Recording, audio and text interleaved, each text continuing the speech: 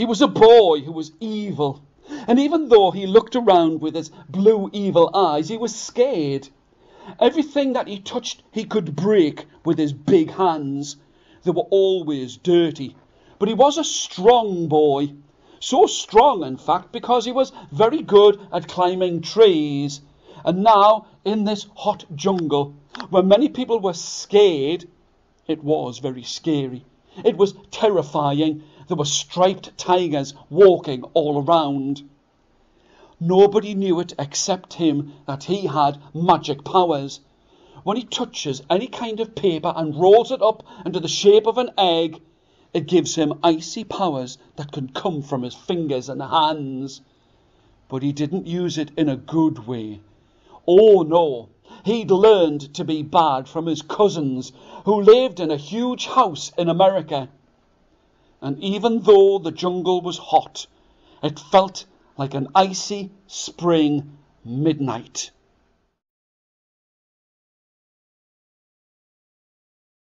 He pulled his big dirty hands through his short straight hair, and when he looked around with his blue evil eyes, it brought a small smile to his lips.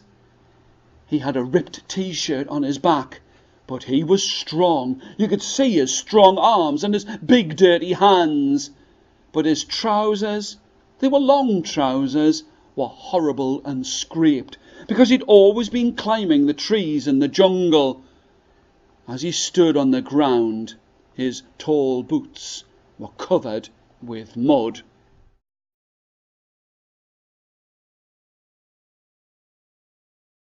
He was a boy with an evil look in his eyes, and here he was in the jungle.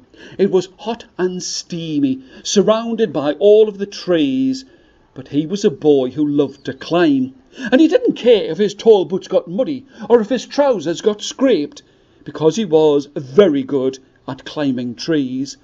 He loved climbing trees, and as he looked around, there was a small smile on his lips, but his t-shirt was ripped. He liked this place. He loved this place. He had lots of things that he loved more than anything, but he was never friendly. There was a pond, and in the pond there was a catfish, a scaly catfish that was his pet. It was the only thing that he really liked. But now, even though it was so hot, he would take some paper and roll it into the form of an egg, and icy powers could come from the tips of his fingers. He'd been using it all day, and the hot jungle was as cold as an icy spring midnight. As he looked into the square golden bell that was hanging on a short branch from a fruit tree, he looked and saw that there was a striped tiger. He could see the reflection of the tiger in the bell, and it was coming closer. The bell was golden, shining and sparkling, and when he saw the tiger coming closer to him, steam was coming out of his ears. He didn't know what to do. He couldn't think what to do. But as he rang the bell, as he made it ring, it made it so that he could get some paper, and he pulled the paper together. He formed it into the shape of a horseshoe, and he looked down the ladder where he climbed up the tree, and he made the ice go right towards that tiger, and the tiger ran off like a small scared kitten. But he'd frozen the pond, and he was angry at himself, because he'd used his ice and frozen his pet catfish. He took a hammer. He tried to hammer his catfish out, but nothing was working. And in between the trees, you could see the sun shining. It made him pull his glasses onto his eyes, and the sun and the sunglasses made a firepower come from out of his fingers. He pointed it towards his frozen catfish. The catfish slipped and slithered in the horse-shaped pool, and the boy could tell that the fish was not happy there, especially if he was going to use his icy powers. And his only friend in all of this world, the catfish, turned and looked at him and spoke. "Oh, please, take me away from this pond and help me and make me go away from here. The boy didn't know that the catfish could talk all these years that he'd fed it, and his catfish could talk. It brought a smile on his lips. He started to think that perhaps he should be careful how he used his icy powers. Perhaps he should be careful how he used his fiery powers, surrounded by trees. And people would gasp and look at him, and they would smile when they would think of that boy, at how evil he had been, and now he was so careful.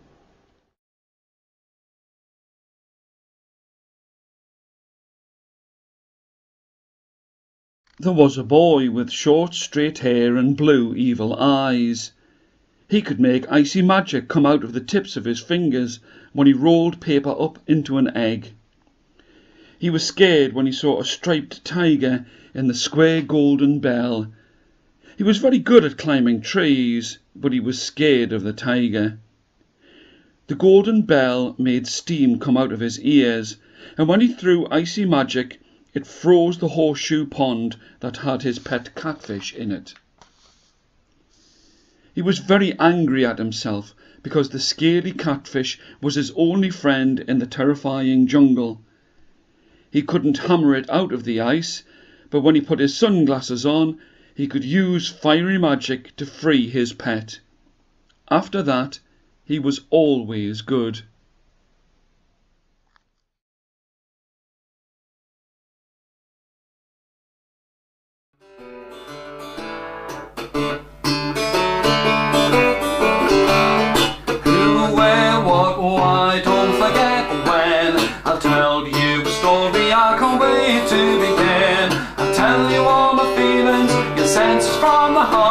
I'll tell you a story, I can't wait to start. There once was a girl with golden curly hair. She ate some porridge and she broke a little chair. She went to bed as quiet as a mouse, and when she woke up she was in the bear's house. Who, where, what, why, don't forget when. I'll tell you a story, I can't wait to begin. I'll tell you all my feelings, get sense from the heart. I'll tell you a story, I can't wait to start. With eyes the size of saucers, by a dirty great big hall, by a bridge, by a river, lived a hairy scary troll. Who's that trapping on my bridge? He wished he'd never said it when he met the court that's big. Who, where, what, why, don't forget when. I'll tell you a story, I can't wait to begin. I'll tell you all my feelings, get senses from the heart. I'll tell you a story, I can't wait to start. Little pigs, let me come in, said the big bad wolf. No, not on your life, we wish that we could. He huffed and he puffed and he blew 2 homes away, but it was the little pigs who lived another day. A poor cinder-covered lass had a pumpkin coach and a slipper made of glass, and 2 ugly sisters couldn't fit inside the shoe, but she got Prince Charming, she deserved them too. Who, where, what, why, don't forget when. I'll tell you a story, I can't wait to begin. I'll tell you all my feelings, get senses from the heart. I'll tell you a story, I can't wait to start. Who, where, what, why, don't forget when. I'll tell you a story, I can't wait to begin. I'll tell you all my feelings, get senses from the heart. I'll tell you a story, I can't wait to. I'll tell you a story, I can't wait to. Tell you a story, I can't wait to start.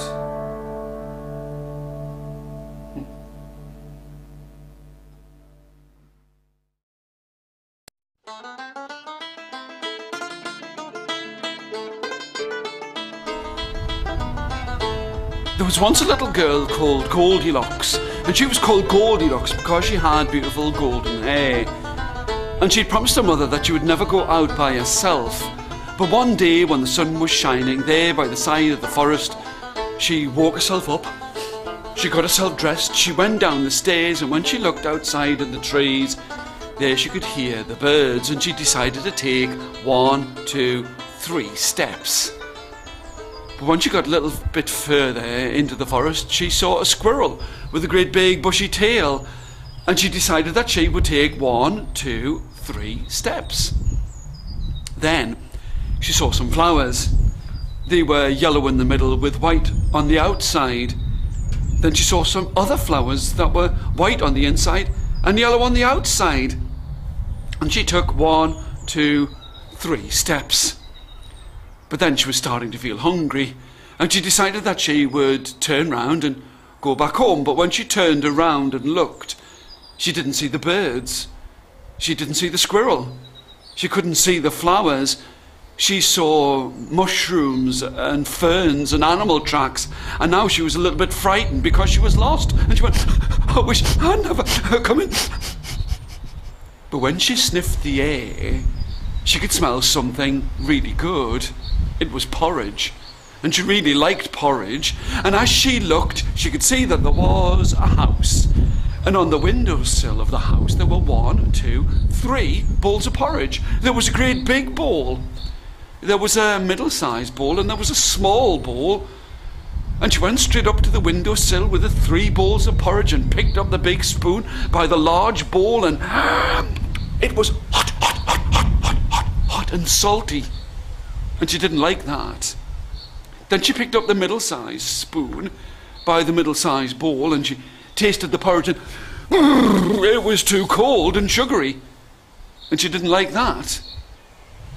Then she picked up the small bowl, and she put the spoon inside, and it wasn't too hot, it wasn't too cold, it wasn't too salty, it wasn't too sugary, it was just right, and she ate it all up.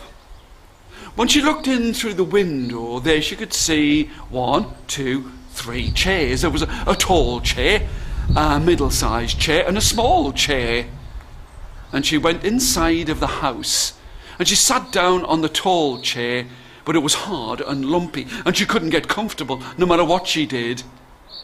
Then she sat down on the middle-sized chair, and it was soft and feathery. And then she sat down on the small chair, and she did what she shouldn't have done. She rocked this way and that, and forwards and backwards, and it split and it broke with a great big crash. She picked herself up, went up the stairs, and at the top of the stairs there she could see 1, 2, 3 beds. There was a long bed, a middle-sized bed, and a small bed. When she lay down on the long bed, it was hard and it was lumpy, and she couldn't get comfortable. Then she sat down on the middle-sized bed, and it was soft and feathery. But when she sat down on the small bed, it was just like her bed at home, and she fell fast asleep. But when she was asleep, the owners of the house came back. There were 1, 2, 3 bears. There was a great big daddy bear. There was a middle-sized mummy bear, and there was a very small baby bear. They looked at the 1, 2, 3 bowls of porridge, and the father bear said in his deep, gruff voice, "Who's been eating my porridge?" And the mother bear looked and said, "And who's been eating my porridge?" But little baby bear, he started to cry and went, "Who's been eating my porridge? And they've eaten it all up." The 3 bears went in through the door, and they looked at the 1, 2, 3 chairs, and the father bear looked and he said, "Who's been sitting in my chair?" in his deep, gruff voice. And Mother Bear said, "And who's been sitting in my chair?" in a kind, polite voice. But little baby bear, he looked and went, Who's been sitting in my chair and broken it into little pieces? The three bears went up the stairs, and when they looked inside of the bedroom there, they could see the 1, 2, 3 beds. Father Bear said, "Who's been sleeping in my bed?" Mother Bear said, "And who's been sleeping in my bed?" But little baby bear, he looked at Goldilocks inside of his bed and he went, "Oh, who's been sleeping in my bed and is still there?" Goldilocks jumped up and ran as fast as she could down the stairs and out through the door and through the trees, and she saw the squirrel and she heard the birds and smelt the flowers, and there outside of her own house she saw her mother. Her mother said, "Goldilocks, Goldilocks, Goldilocks, where have you been?" She told her about the 1, 2, 3 bowls of porridge, the 1, 2, 3 chairs, the 1, 2, 3 beds, and the 1, 2, 3 bears. "Oh, Goldilocks, promise me that you won't go out by yourself." And Goldilocks promised that she never would, and sat down and had the biggest bowl of porridge that you ever did see. And she lived happily ever after.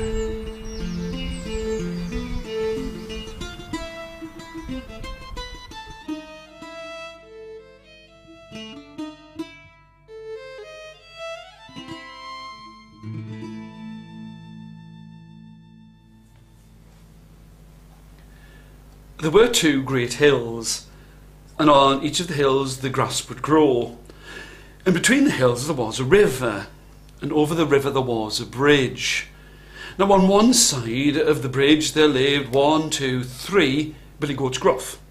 There was baby Billy Goat Gruff, who had small horns on the top of his head, no bigger than your thumbs. There was middle-sized Billy Goat Gruff, who had horns the size of your hands. And there was great big Billy Goat Gruff, who had horns on the top of his head as long as your arm.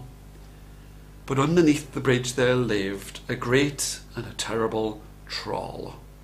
The troll did not like anybody trip-trap-trapping on his bridge, which meant that baby Billy Goat Gruff, middle-sized Billy Goat Gruff, and big Billy Goat Gruff had to stay on their side of the river. Now, they would eat the grass, which meant that as they ate it, there wasn't much left. And they would look and they would think to themselves, "I wish we could go across that great big bridge and get to the tall, green, sweet grass on the other side."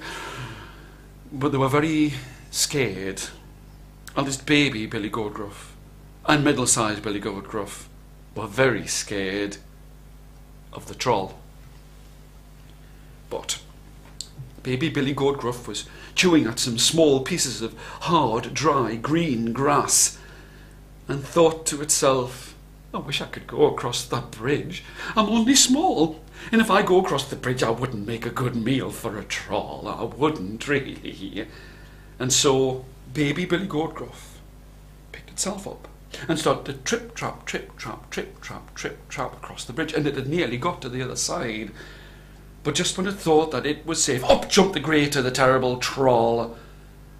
"Who's that trip-trap-a-trapping on me bridge?" Baby Billy Goat Gruff, with the horns on its head no bigger than your thumb. "Well, that's only me. Baby Billy Goat Gruff, please don't eat me. I'm very, very small. I wouldn't make a very good meal for you." The troll looked and said, "Well, why shouldn't I eat you?" And baby Billy Goat Gruff thought to itself, "I've got a brother. I've got a brother who's called middle-sized Billy Goat Gruff, and he's got bigger horns, a bigger body. He'd make a breakfast and a dinner for you to eat. Please let me go." The troll thought to himself, "Middle-sized Billy Goat Gruff, you see? Well, he sounds very good to me. Get off me bridge." And baby Billy Goat Gruff trip-trap, trip-trap, trip-trap, trip-trap, trip-trap, tripped across and started to eat the tall, sweet, green grass. Middle-sized Billy Goat Gruff was trying to find some good grass to eat. It was looking around. It looked and went, "Baby Billy Goat Gruff, I wish that we could go and get some proper grass to eat. Baby Billy Goat Gruff." And it looked over to the other side of the bridge, and who could it see but baby Billy Goat Gruff eating the tall, sweet green grass. If he can go across, then I can go across. The troll must be sleeping. And so middle-sized Billy Goat Gruff went onto the bridge in a trip-trap, trip-trap, trip-trap, trip-trap, tripped. And when it thought that it was safe and nearly at the other side, up jumped the great and the terrible troll. "Oh, who's that trip-a-trap-a-trapping on me bridge?" "It's only me, middle-sized Billy Goat Gruff. Please don't eat me." "Middle-sized Billy Goat Gruff, I've heard about you. You'll make me a breakfast and a dinner. Oh, please don't eat me. Please don't eat me." "Why shouldn't I be eating you?" I've got a bigger brother. He's got horns on his head as long as your arm, and he would make you a breakfast, a dinner, a supper, and a tea for 2 days. Please let me go." "Oh, you like the sound of this? Get off me bridge." And middle-sized Billy Goat Gruff, he trip-trap, trip-trap, trip-trap, trip-trapped across the bridge and got to the other side. And baby Billy Goat Gruff and middle-sized Billy Goat Gruff were there eating the tall, sweet, green grass. Now, there was just big Billy Goat Gruff. He was there with his horns on his head, and he was trying to eat some of the hard, dry, brown grass. And he said, "Baby Billy Goat Gruff, middle-sized Billy Goat Gruff, I wish that I could be on the other side of the..." And he looked all around. And he looked over here. And he looked over there. He looked up and he looked down. And he could see them on the other side of the river. "If they can go across, then I can go across." And he trip-trap, trip-trap, trip-trapped on the bridge. And when he was about 3/4 of the way across the bridge, up jumped the troll. "Who's that a-trap-a-trap-a-trapping on me bridge?" "It's me, Big Billy Goat Gruff. I've heard all about you. You'll make me a breakfast, a dinner, a supper, a tea for 2 days. Now I'm going to eat you." "I don't think you will." And big Billy Goat Gruff bent his head down with his horns in front of him, and he ran as fast as he could towards the troll, and he hit the troll, and the troll went up in the air. Ooh, and down he came.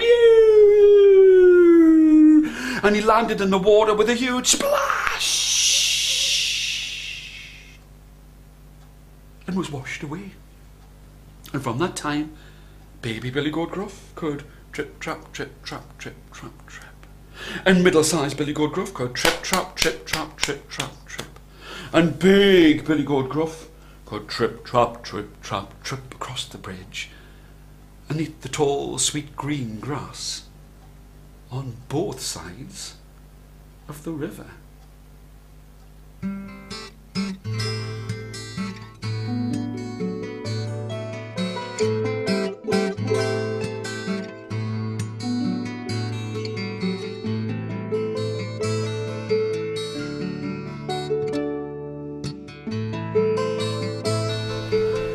Little Red Riding Hood's grandmama had made her a beautiful red riding hood, and she would wear it on top of her head and over her shoulders, and no one called her by a real name anymore.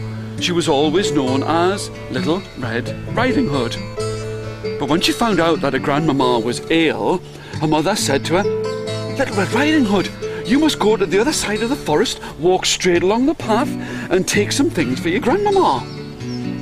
Well, grandmama would like to have some bread, some butter, some honey, and some milk and some cakes. So if you take them in a basket, that will make her feel much better. Little Red Riding Hood was very excited. She had the basket, she had a Red Riding Hood upon her head, and she had promised her mother that she would walk straight along the path. But who was there in amongst the trees but the big, bad wolf? When he saw her skipping along, carrying the basket, he stepped out in front of her and said, "Well, my dear, and where are you going on this fine and sunny day?" Trusting Little Red Riding Hood looked at him and said, I'm going to go to my grandmama's. She's not very well. I'm taking her a basket with some things inside. And what do you have for your grandmama?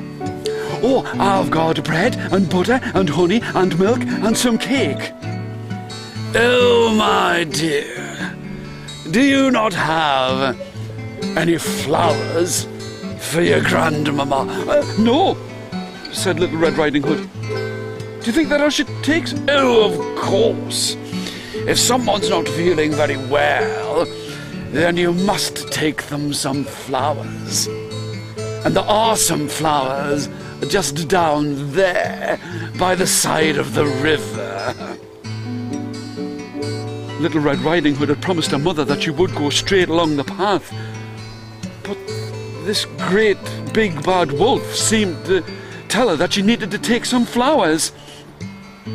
But now, just tell me where your grandmama lives, said the big bad wolf. She lives on the other side of the forest, in the cottage, and... Well, you go along. It'll be fine. Little Red Riding Hood went off the path and went down to pick up some flowers for her grandmama. But the big bad wolf ran on to the grandmama's house, and he went to the door and he knocked upon the door.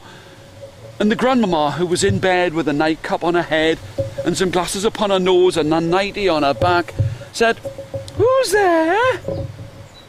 The big bad wolf went, "It's only me, only me, grandmama, Little Red Riding Hood." The grandmama thought that Little Red Riding Hood's voice sounded very strange, but she called her upstairs. "Come upstairs, I'm in bed."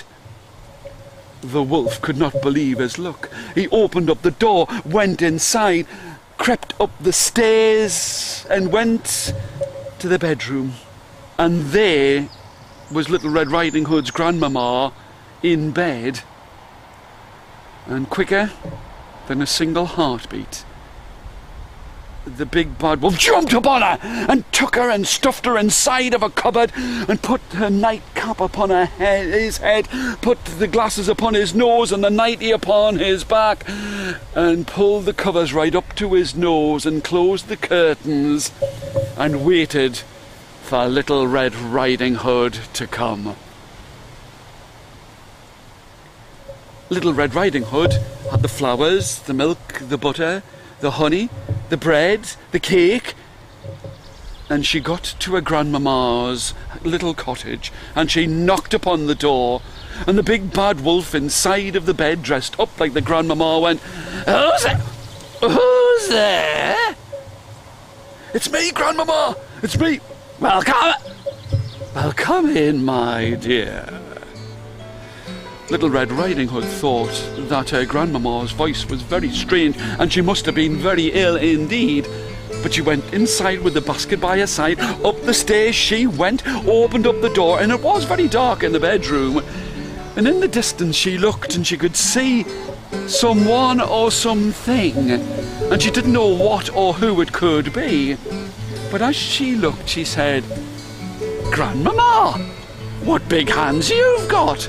All the better to hold you with," said the big bad wolf. "Grandmama, what big eyes you've got! All the better to see you with, my dear." "Grandmama, what big ears you've got! All the better to hear you with, my dear." But when Little Red Riding Hood looked at her mouth, at least she thought it was her grandma's mouth, she said, "Grandmama, what big teeth you've got!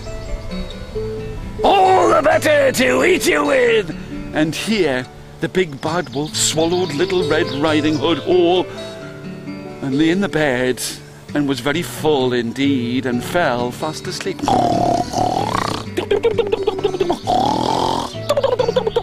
Now the woodcutter was passing by that way, and he'd never heard the grandmama snore like this. and he went inside with his axe over his shoulder, and he could see what had happened. He took the grandmama out of the cupboard, and he got Little Red Riding Hood from out of the big bad wolf's stomach, and filled the stomach with 1, 2, 3 huge stones, and stitched him back up again. And they all waited outside. Now the big bad wolf was very thirsty. "I need to have a drink from the river." And when he went outside, he took a drink, but the stones inside of him made him so heavy that he fell in the water with a great big splash underneath the water of the river, and was never seen again. And the grandmama, and Little Red Riding Hood, and the woodcutter, and everyone who lived in that place lived happily ever after.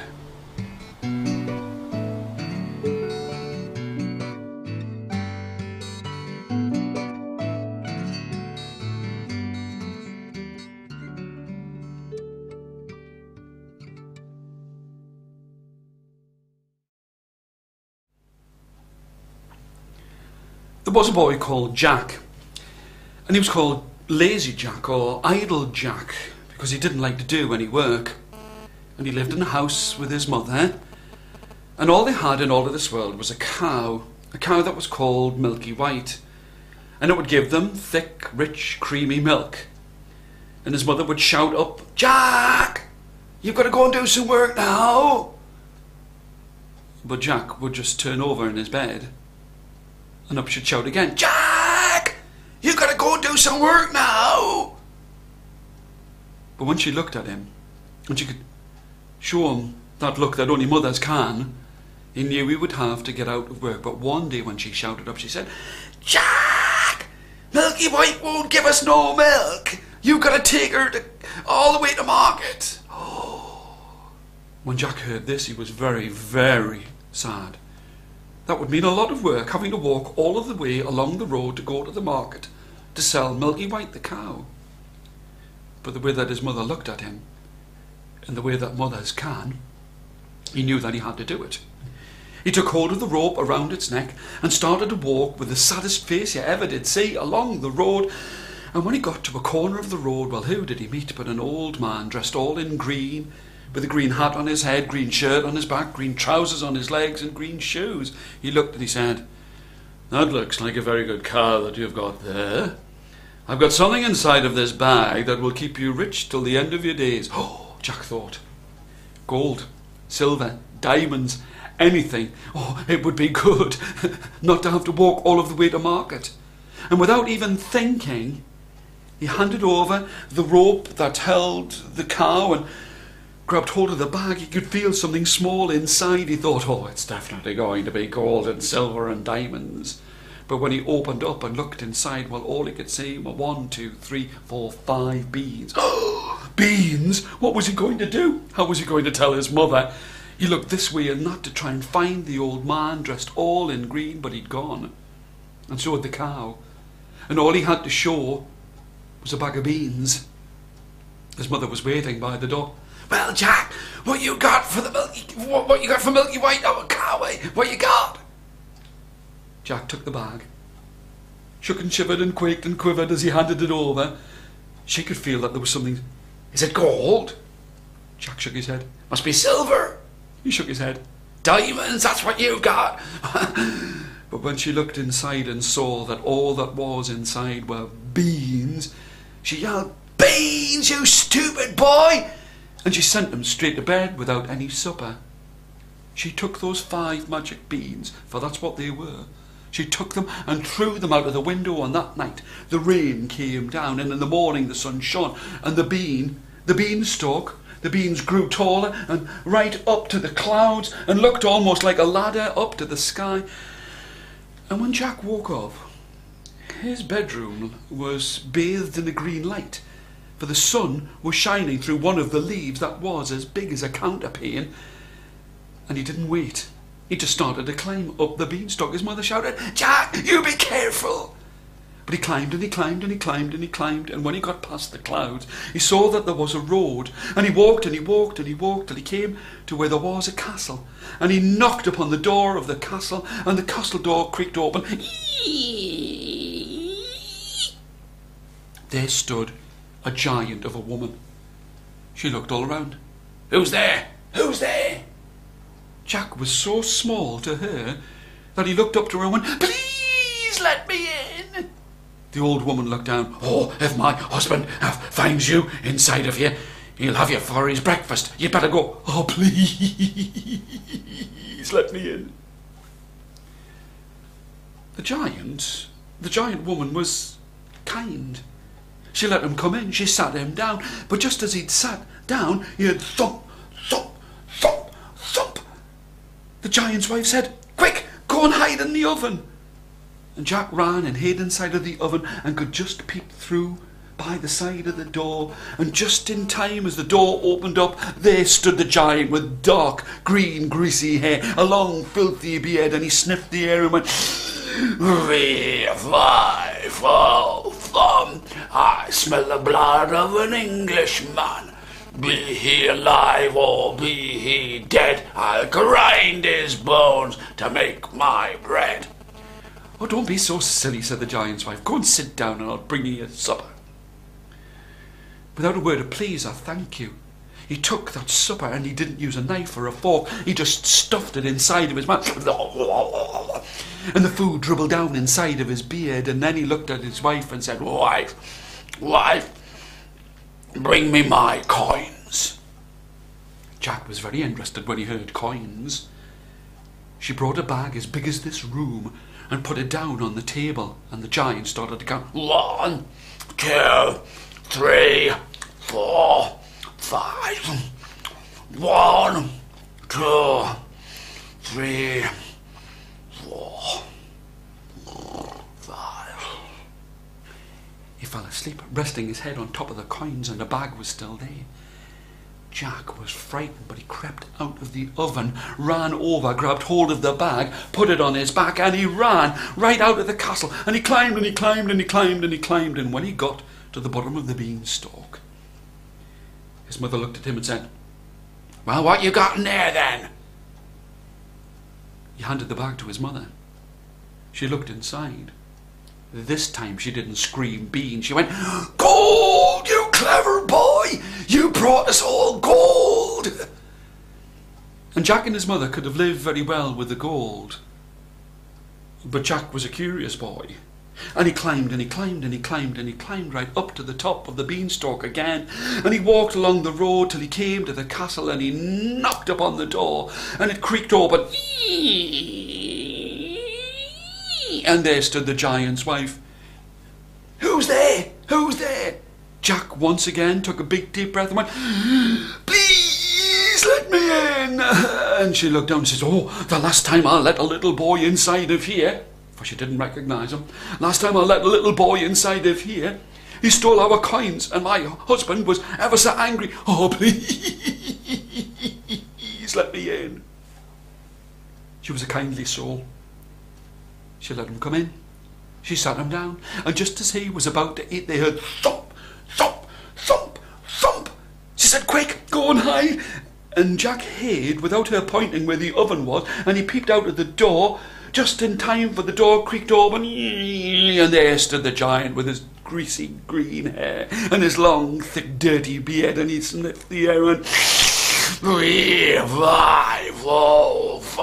"I smell the blood of an Englishman. Be he alive or be he dead, I'll grind his bones to make my bread." "Oh, don't be so silly," said the giant's wife. "It's just the smell of your last meal." She brought him his supper, and he didn't use a knife and he didn't use a fork. He just poured it into his mouth. He said, "Wife, bring me my hen." A hen? Thought Jack. I wonder what this is going to be. She brought out a hen, and it didn't look any different to any other hen. But when the giant looked at it and went, "Hen, lay me an egg," it went, and it laid a beautiful, round, shining, golden egg, and Jack smiled. Oh, what I couldn't do with a hen like that.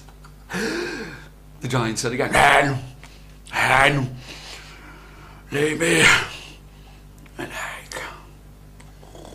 And he fell fast asleep as the hen laid another beautiful golden egg. Jack crept out, grabbed hold of the hen by its feet and its beak so it couldn't make a noise, slung it over his back, and he ran and he ran and he ran as fast as he could, and he climbed and he climbed and he climbed and he climbed. And when he got down to the bottom of the beanstalk, his mother was there and said, Jack, what you got there? Just looks like an old hen, that does. Watch this, mother. Hen, lay me an egg. And sure enough, the hen went, and it laid a beautiful, round, shining, golden egg. Oh, you're a clever boy, you are. And Jack could have lived very well with the coins and the golden eggs, but he was very curious. And he climbed and he climbed and he climbed and he climbed. And he walked and he walked and he walked till he came to the castle. But this time he put on a disguise, a hat and a cloak and a scarf about his neck. And when he knocked upon the door of the castle, it creaked open yet again. There stood the giant's wife. She saw him there. Oh, please let me come in. For he changed his voice. Oh, please let me come in. I'm not going to let you in. Every time I let little boys inside of this place, they steal things. Please let me come in. And she did let him come in, and he didn't get a chance to even sit down. For soon as he was there by the side of the table, they heard thump, thump, thump upon the floor, and Jack, without being told or shown, went and hid in the oven, and the giant's wife thought that this was very strange. But just in time, the door creaked open, and there was the giant with his dirty green, greasy hair and his filthy beard. He sniffed the air and went, Revival. I smell the blood of an Englishman. Be he alive or be he dead, I'll grind his bones to make my bread. Oh, don't be so daft, said the giant's wife. Go and sit down. Well, this time, when the giant was brought his food, he didn't use his hands or his fingers. He just picked up the plate. And it all dripped down on his clothes, and he yelled at his wife, Wife, bring me my harp. A harp? Thought Jack. I wonder what this is. The harp was brought. It had a beautiful golden face that was lined all with diamonds, fine clothes that were made out of silver, and there it was, and the giant, with his terrible voice, said, Harp, harp, sing for me. It started to play, and the beautiful song that it sang was so sweet upon the ear, and the giant fell fast asleep. The harp was still singing. Jack crept out of the oven, grabbed hold of the harp, and as soon as he did, the harp started to scream, Master! Master! Jack is stealing me! The giant woke up, and he was not pleased. He grabbed a great sword and threw another to Jack, and they fought in that place with Jack with the harp on his back. And the giant knocked the sword right out of Jack's hand. It went up in the air and stuck in the wall, but Jack had the harp on its back, and still it screamed, Master! Master! Jack is stealing me! And he ran, and the giant was behind him. Thump, thump, thump on the ground, and he ran till he came to the beanstalk, and he climbed, and now he could feel the hot breath of the giant behind him. And Jack yelled to his mother, Mother, bring me an axe! And the giant was getting closer, and still he could feel his breath upon the back of his neck, and the harp was screaming, Master! Master! Jack's mother brought him an axe, and he took the axe, and he chopped, and he chopped, and he chopped through the beanstalk. The beanstalk came down with the giant as well, and landed on the ground with a great big crash. And that was the end of the giant. And from that time, people would travel to see the hen that could lay golden eggs, It listened to the harp that could sing for itself. And Jack and his mother, they lived happily ever after.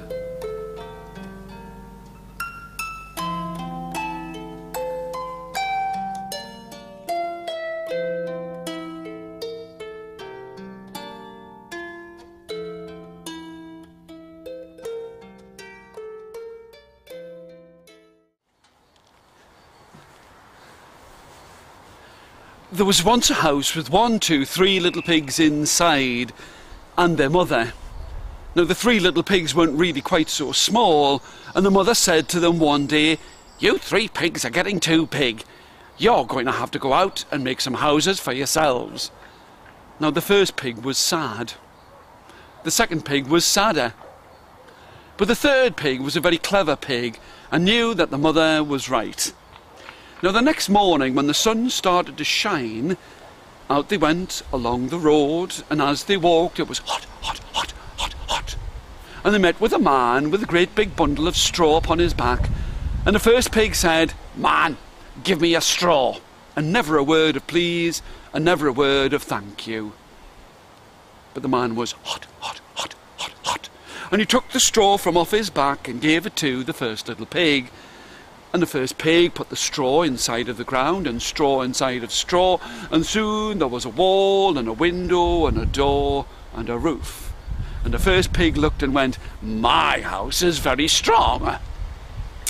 But the third little pig was a clever little pig, said, "No, no, no, no, no.